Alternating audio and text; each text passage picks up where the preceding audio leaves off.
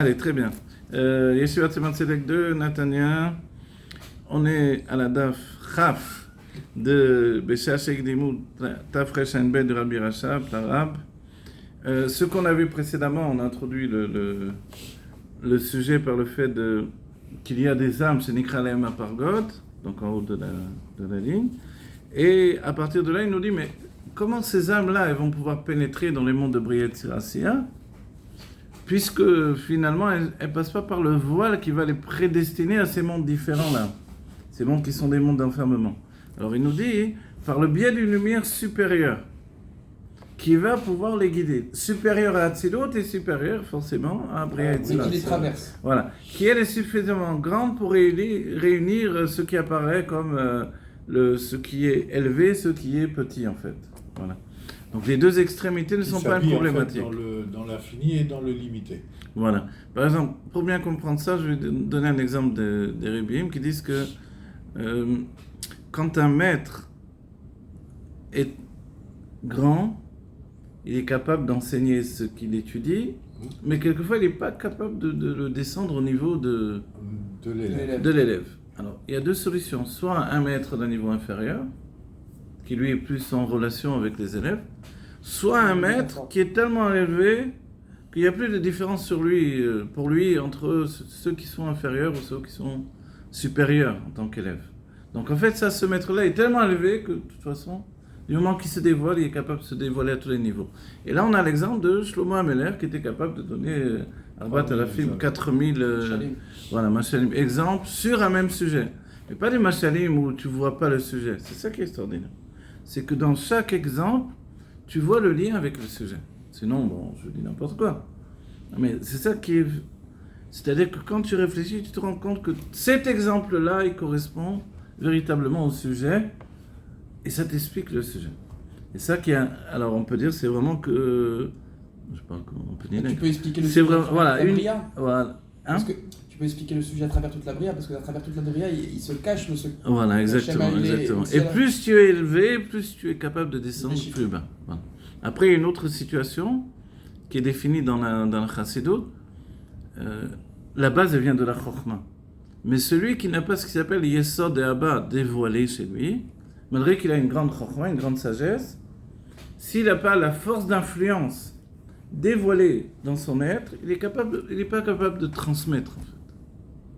Et après, le Rabbi nous dit que quand on transmet, on fait des tzimtzumim, on se met au niveau de l'élève, mais on n'arrive peut-être pas toujours parce que l'élève, peut-être qu'il est trop bas.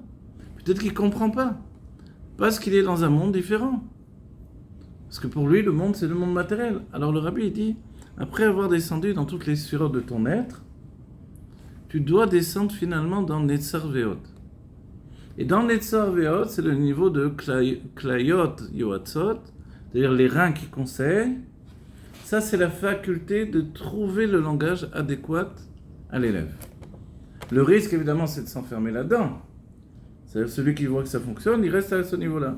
Donc il a chuté totalement de son élévation extraordinaire. Il y a un effort de l'élève pour essayer de s'élever aussi. Ah oui, le but, voilà. Le Rabbi va rapporter aussi, alors puisqu'on est en train d'apprendre sur ce sujet-là, le Rabbi dira quand on dit que Aaron à Cohen, Oev Shalom, Vechodev Shalom, il aime le Shalom, il poursuit le Shalom, ok? Oev et Abriot, il aime les créatures, ça veut dire quoi les créatures? C'est-à-dire que même cet homme-là qui n'a d'autre mérite que d'avoir été créé par Dieu, pour dire. Bon. Et Umekarvan la Torah, il les rapproche de la Torah. Et le Rabbi précise, on n'a pas dit qu'il rapproche la Torah de ces personnes-là. Il les rapproche de la Torah, c'est-à-dire qu'il les élève au niveau de la Torah. Donc, il y a évidemment, on peut toujours juger. Ça peut être une décision bonne ou mauvaise, mais on a des élèves, certains se disent, bon, de toute façon, ils sont à un niveau tellement bas, je vais leur faire la classe maternelle, quoi. Le niveau le plus bas du plus bas. Par exemple, le Rabbi a donné ils ont fait Mayan Chai à partir des sikhot du Rabbi pour les enfants. Il y en a qui enseignent Mayan Chai, ils se disent, de toute façon, les gens, ils comprennent rien. Voilà, l'état d'esprit. Mais toi, tu peux te dire, mais non, ce sont des juifs, ils ont une âme divine, ils ont un intellect divin. Ils ont une Nefesh HaSichlit, elle n'est pas dévoilée, à moins de tenter de la dévoiler. Donc, il n'y a pas de raison que je ne leur donne pas le meilleur. Donc, il est évident que si je fais une sikha, je ne vais pas Je vais pas tomber dans le piège de faire Mayan Chai parce qu'ils sont à un niveau. Non, c'est pas des enfants, c'est des adultes dont on parle. Etc. Et si je fais des mamarim, parce que je pense qu'ils sont à même de.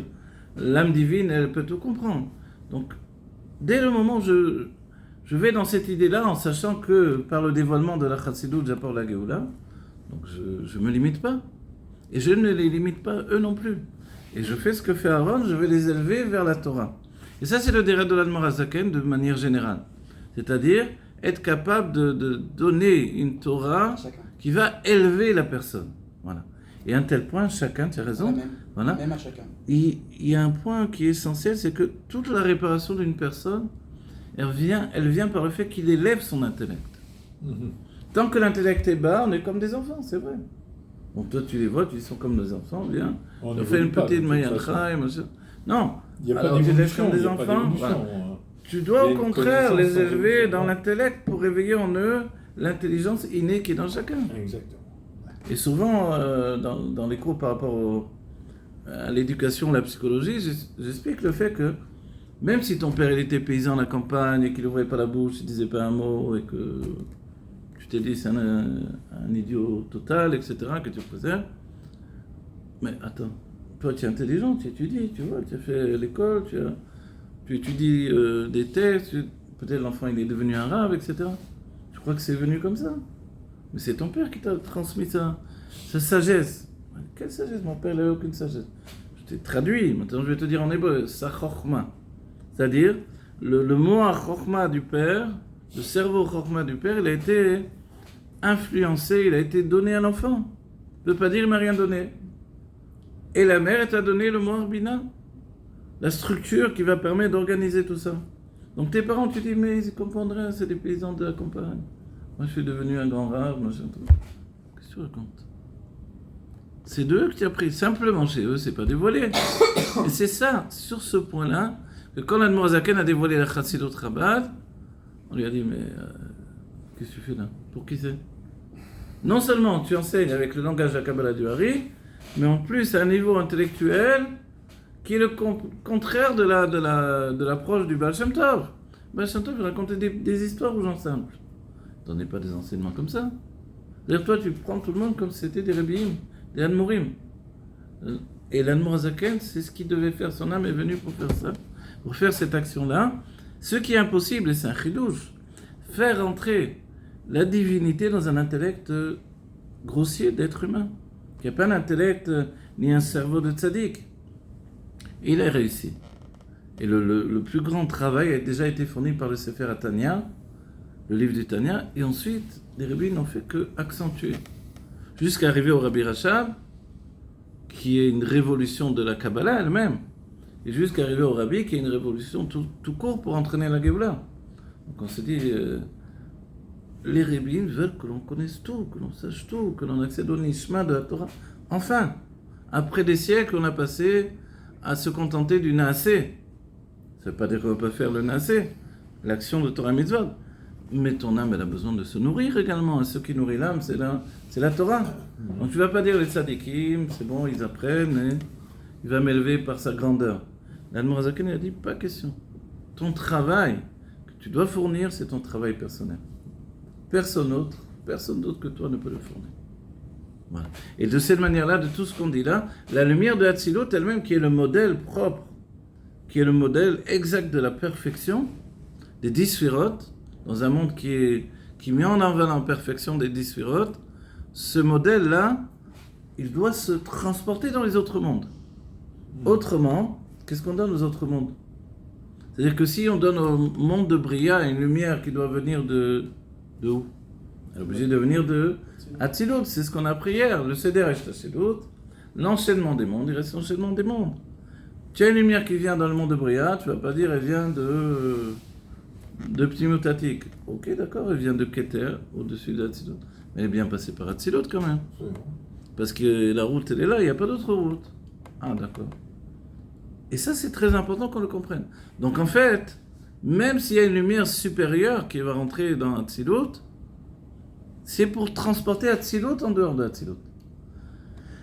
Parce que l'enfant, il ne peut pas naître de je ne sais pas qui, il est obligé de passer par le ventre de sa mère. Et le ventre de la mère en question, là, c'est la malchoute de Hatzilut.